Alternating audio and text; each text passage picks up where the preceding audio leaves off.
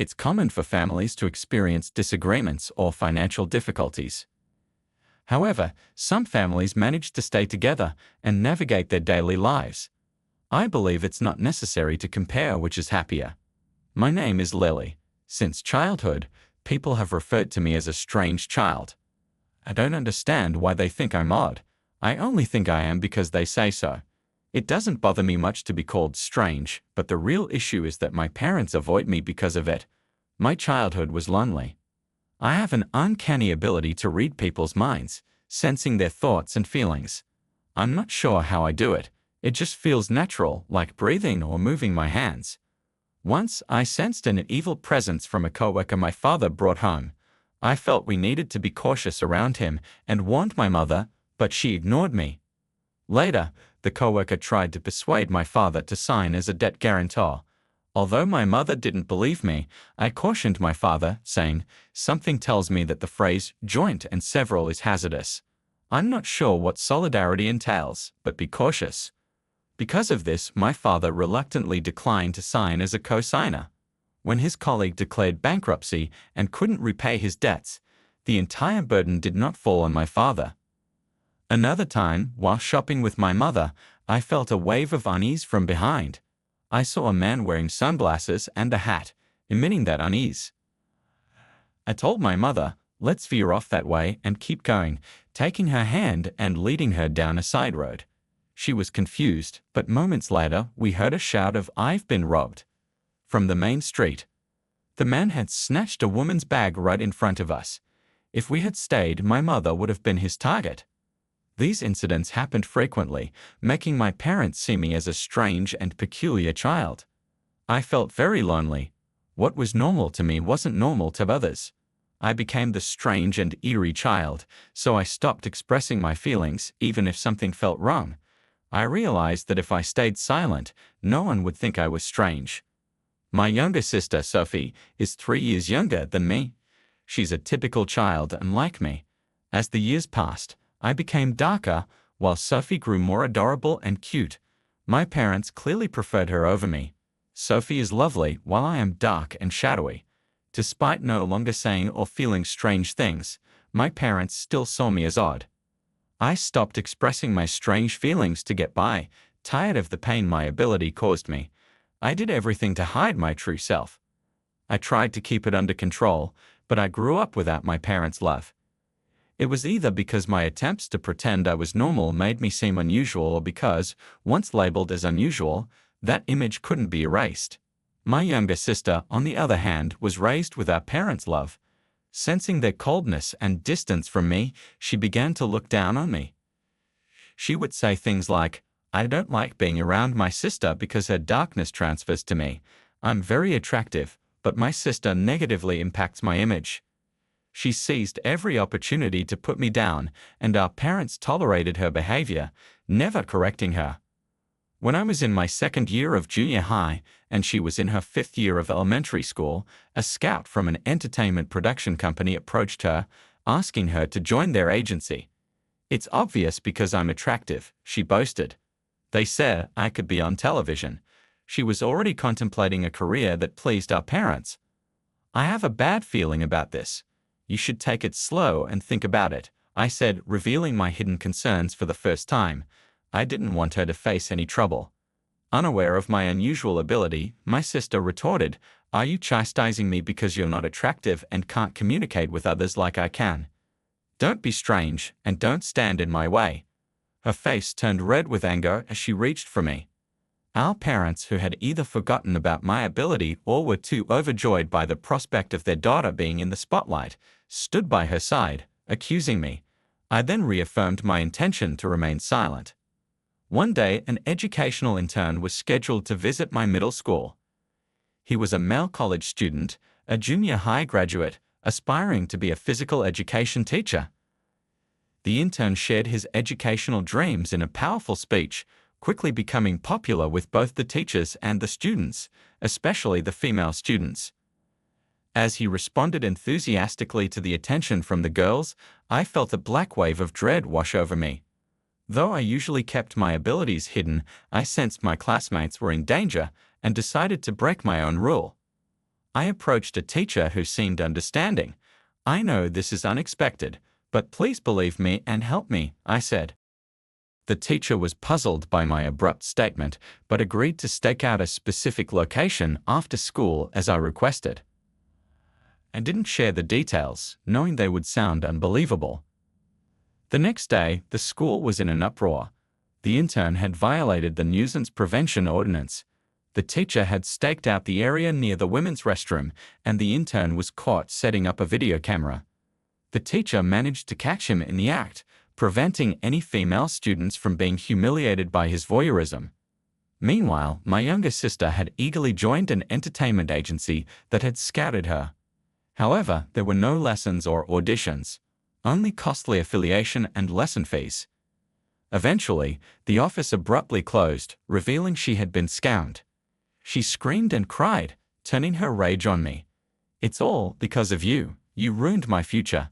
It's entirely your fault," she yelled. It was an absurd accusation, but she seemed to believe it wholeheartedly, needing someone to blame. My parents didn't say anything as ridiculous as my sister, but they noticed she was pulling away from me. They leaned more towards her, reinforcing my label as the strange child. I was to experience loneliness once again. While I was pleased to have helped everyone at school, I worried my actions would further isolate me. The following day, the teacher who had listened to my story summoned me to the staff room. Nervously, I opened the door, fearing I would be labeled strange once more. "You knew something like that was going to happen about a week ago, didn't you?" the teacher asked in hushed tones, without any preamble. Realizing it was pointless to lie, I confessed my mysterious power. To my surprise, the teacher wasn't shocked. "I know there aren't many people like you out there," he said. It was the first time I'd heard of anyone understanding what I was going through. The teacher explained that he knew someone with my level of power, which is why he understood me. "That person is actually my aunt. I've known about her for a long time. I understand you have a lot on your mind. I'm sure you'll feel better if you get advice from someone in your situation." He then brought this person to me. She looked me in the eyes and said, "It's natural to be concerned, but you don't have to suffer." Her kind, deep eyes, which seemed to see everything, drew me in. Her name was Sarah. She told me she had possessed the same power since childhood and had spent her entire life troubled and hiding herself. Hearing her story, I felt my fears and doubts begin to lift. My interaction with Sarah began on that day, and it marked a turning point in my life. I addressed her as my mentor, but she laughed and said, "Will you not call me that?" Sarah, or rather my mentor, changed my life. I had lived a modest, shadowy existence, concealing who I was, but she transformed my consciousness. Gradually, I began to live my daily life as a normal girl. However, since the incident at the entertainment agency, I have been unable to get close to my sister. In fact, we appear to be growing apart. It was normal for her not to talk to me, and the only time she did was to complain about something or to make fun of me. I had no idea what triggered these emotional shifts, and my psychic abilities failed to predict them. She used to say things like, "What's the big deal about you getting accepted to college? Aren't you just a mental flower garden?" My sister had failed the entrance exam for her first-choice high school, which she had been assured she would pass. She enrolled at a second-choice school, and when I was accepted to her top-choice university, she was furious. I wasn't happy about it and didn't brag to her, but she made assumptions and disrespected me regardless. My parents only consoled and coddled her during this difficult time, telling me to stay away and not to bother her. Despite my growth and becoming a better person since meeting Sarah, my sister didn't seem to like me unless I was a dark and gloomy figure she could look down on. My sister, however, is extremely intelligent. It's a wonder she didn't pass the high school entrance exam. She channeled her frustration into her studies at her second-choice high school and became the top student for 3 years, eventually gaining admission to a prestigious national university. She proudly declared, "I got into the most difficult university. Your university is nowhere near mine." I responded lightly, "Yeah, I guess so," knowing that getting too involved with her would be disastrous. My sister, however, perceived my light response as a slight on her brilliance and lashed out. My parents, scared of her temper, could only watch and worry during her outbursts.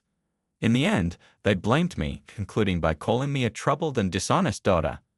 I wanted to argue with them about which of us was actually the troubled daughter, but I had to swallow those words. I needed to go home and didn't want to complicate things. Aside from my sister, I was nearing the end of my college career and needed to make decisions about my life. While I wasn't as dark and withdrawn as I used to be, I still doubted my ability to form successful interpersonal relationships. My ability is to sense people's negative emotions. Though I can understand positive feelings, people are more prone to negative ones, and those negative thoughts hurt me. I had been tossed around by swirling negative emotions in school, leaving me on the verge of distrusting people. I worried whether I could perform well in a corporate setting. I discussed this with my mentor Sarah, certain she had faced similar challenges and wanting to know how she overcame them. I experienced the same difficulties you are facing now, she said. Maybe you should do something like me. She told me that she had spent a long time working as a fortune teller or counselor, assisting people with their problems. I have the ability to fully demonstrate my power and contribute to the world and others, she explained. As I can work freelance, I don't have to be part of an organization or deal with people's emotions or relationships, both of which I am afraid of. It's the ideal position for people like us. Encouraged by my mentor, I decided to pursue the same path. She showed me how to do the job and find customers. Thanks to the internet, I could now work from home, offering my services without having to face the overwhelming negativity of the outside world. When I told my parents and younger sister that, instead of getting a traditional job after graduation, I would work from home, they bombarded me with questions. What exactly is it? What kind of job is it? What type of work is it? Then, at the very least, you should do our housework. What about living costs? While I expected my parents to react this way, I was disappointed that they weren't more supportive. I assumed it was normal for them to expect me to contribute with housework and money, but their lack of encouragement made me sad. I could foresee my sister disrespecting me even more, which added to my sadness. So, my life as a work-from-home employee began. There were no job offers at first, and it was a trial and error process. However, with my mentor's assistance, I gradually obtained work. I couldn't contribute financially to the household for about a year, so I devoted my energy to housework. My father was not pleased, but my mother was relieved that things were getting easier, and she kept him in check. When I finally put money into the house after about a year, my father mocked me, saying, "Ha, you finally got some money, didn't you?" Despite the financial contribution, the number of household chores I shared with him did not decrease, and my life remained the same. 2 years later, my sister graduated from university and decided to work for a foreign-affiliated company. Because it was a foreign company, the pay was good, and she boasted, "Unlike my sister, I am not a member of the elite." My sister, who had found work outside the home, mocked the fact that I worked from home. She said, "I have no idea what you're doing working from home. Isn't that just for kicks? You're a parasite in your own home. My pay will increase, and I'm sure I'll be making 10 times more than you. Someone like you could never make that much money." After a year and a half with the company, my sister was promoted to chief. She bragged about it and made fun of me. Though she had a good salary, she didn't contribute anything to the household or help with any chores. She delegated laundry, cleaning, meal preparation, and everything else to my mother and me. In effect, I was the one doing all the work, as my mother delegated most of it to me. I said to Sophie, "You need to take better care of yourself. Instead of spending it all on yourself, you should put some money into the house." She snapped back, "You're a waste of space, sister. You should do all the housework. I'm putting the money aside for my future." She never paid attention to me. For some unexplainable reason, my parents tacitly agreed with her, claiming that it couldn't be helped because she's my sister. I wanted to stay in my current job because it was comfortable and familiar, but I began to wonder what I should do with myself. Then my sister made a shocking announcement. "I'm getting married." There was no warning. My parents and I were taken aback and froze. He's a wealthy man who earns more than $10 million a year. "Oh, I'm sorry I became happy first, sister. But isn't marriage just a pipe dream for a person like you?" My sister then said she'd bring her boyfriend the following Sunday. Sunday arrived, and while we were in a state of panic due to the rapid succession of events, the man she brought with her was a young man dressed in a suit and tie who appeared to be capable. "My name is John, and it's a pleasure to meet you. I've come to propose to Sophie," he greeted us with dignity and politeness. "I told you he was wonderful, and he is, isn't he? I'll be happy with him," Sophie beamed. "John, what is your job?" my father asked, despite being overwhelmed by John's aura. "I am currently undergoing training at a company owned by a friend of my father's," John replied. When I was puzzled by the term, my sister explained, "His father is the company's president. He is training outside the company to be his successor in the future." Sophie seemed overjoyed at the prospect of marrying the company's future president. We talked about various topics before John bravely left. Despite a few gaps in the subsequent conversation, my parents seemed pleased with the impressive man. John, who appeared young and fresh, cast an inexpressible shadow of darkness over me. I'm not sure how to explain it because I could feel it, a darkness I couldn't ignore. I couldn't stay silent any longer. I was afraid that marrying a man with such an aura would make my sister unhappy. "Sophie, you've only been dating him for less than 3 months. Please, get to know him better before making such a big commitment," I urged. My senses were on high alert, and I struggled to articulate my concerns clearly. Instead, I offered vague reassurances, hoping she'd understand. "What are you talking about, sister?" Sophie retorted. "He's a man of great distinction and the future president of the company. You're just upset because you're comparing your situation to my happiness. You're a pitiful person, aren't you?" My parents joined in, demanding I step aside. "A wealthy man like him will soon be our son. You're a nobody, so stop interfering with your sister's happiness." Their plan was transparent: marry off their daughter to a wealthy man and live comfortably in their old age. My frustration surged because I couldn't warn my sister about the ominous shadow that seemed to follow her. The engagement went ahead, followed by a meeting between the two families.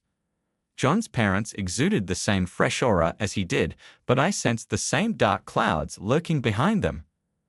The wedding day arrived before I could intervene.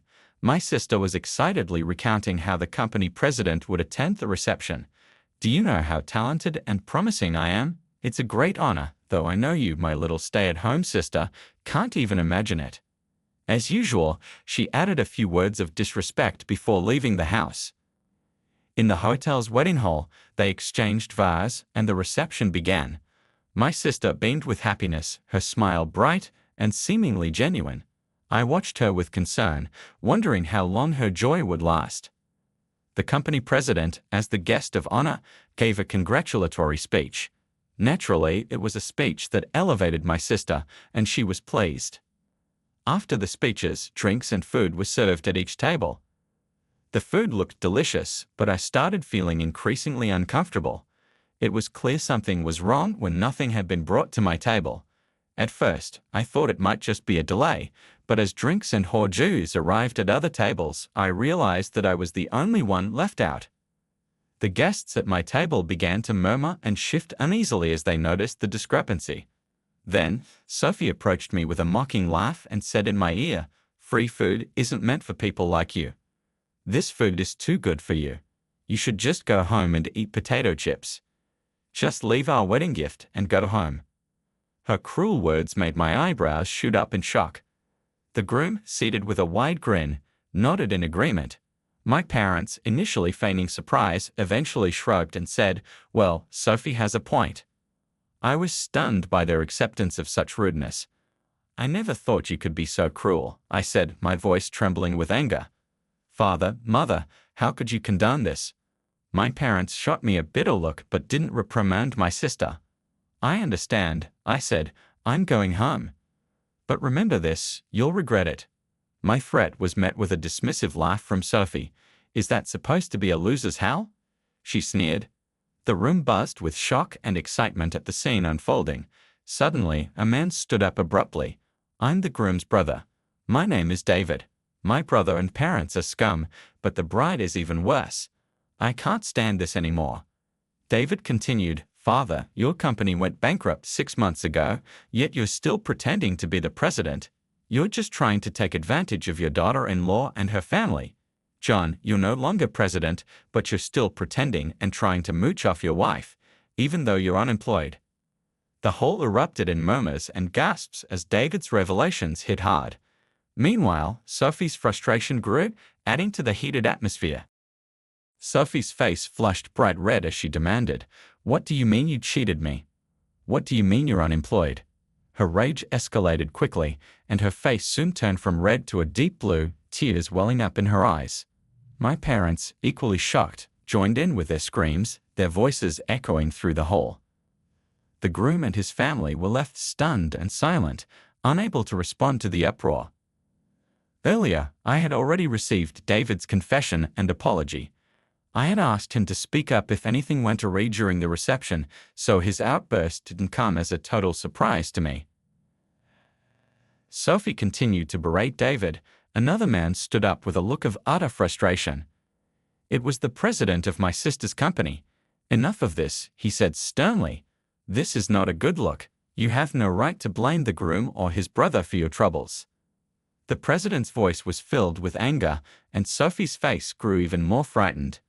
I didn't come here for your sake, he continued. If you weren't Lily's sister, whom I owe so much, I wouldn't be here at all. Sophie's eyes widened in shock as the president mentioned my name. Oh, Lily, she stammered. The president explained, Lily has saved numerous companies from crisis. She's like a goddess among business owners. Under her guidance, I started as a fortune teller and life consultant, then became an advisor for corporate revitalization. My powers have steered many companies back to success, and I've earned titles like teacher and goddess for my work. He added, Your company was one of those I helped 6 months ago. Thanks to Lily's advice, it's now stronger than ever. I'm here today because I deeply appreciate what she's done. Sophie's disbelief was palpable. Oh no, I didn't know anything about that, she said. Aren't you just a stay-at-home nobody? The president countered. Thanks to Lily, my business is thriving, and I now earn more than you do. I've contributed significantly to the house, but my parents haven't acknowledged it. What do you think all that money was for? It became clear that Sophie and my parents had misunderstood the source of the funds. That money wasn't Sophie's, the president clarified. There's no way she could have contributed it. The wedding party ended in chaos. With the gifts fully refunded, the hosts were left scrambling. How are we going to cover the costs of this ceremony now? Someone asked, distressed. I was relying on John's income and signed a contract for a condominium in my name. Confusion reigned as the wedding fell apart, revealing the underlying tensions and misunderstandings. With tears streaming down her face, Sophie cried out, I can't pay the rent by myself if I'm unemployed. John responded coldly, You signed the contract on your own, didn't you? I have nothing to do with it. Sophie's distress escalated into angry accusations. Divorce. Divorce, you crook. The wedding, already a fiasco, descended further into chaos. This was the result of John's needless malice, which, despite his claims, had no justification. Later, Sophie demanded alimony following the divorce. But John, who was unemployed, and his parents were unable to afford a significant amount of alimony, they barely managed to cover the wedding hall expenses, and it was insufficient to pay for the condominium they had contracted. The house intended as their love nest was cancelled before they could ever move in. Unfortunately, the loan balance remained, becoming a heavy burden on Sophie. The scandalous behavior at the wedding quickly spread among the company officials present, damaging Sophie's reputation. The company president lost faith in her and demoted her to a lower position. Sophie, now stripped of her pride as an elite employee, felt trapped. She wanted to quit and escape, but the loan required her to stay and work. She ended up in a basement reference room, performing menial tasks with little importance. John and his parents struggled to make ends meet with day jobs, failing in their attempt to exploit Sophie. David, the older brother, distanced himself from the family. My parents, seeing Sophie hit rock bottom, turned to me. I responded firmly, I'm not going to be pushed around by you anymore. I'm cutting ties. Goodbye. With that, I left home, signed a lease on a new apartment, and started a fresh chapter in my life. I took Sophie in, who was now struggling to get by. Her reduced salary meant she couldn't contribute to our parents' house, so I also stopped my contributions. My parents, unable to adjust their lifestyle, quickly grew exhausted and complained daily. My business, however, was thriving. I was positively impacting many companies and people. In the wake of the wedding incident, I started dating David, and he recently asked me to be his partner. Marriage seems to be on the horizon, and I'm excited about building a future with David, who has a clear heart free from darkness.